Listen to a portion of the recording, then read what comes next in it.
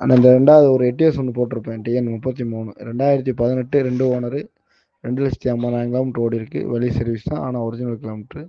FC insurance வந்து பார்த்தீங்கன்னா ஒரு 9 மாதம் இருக்கும்.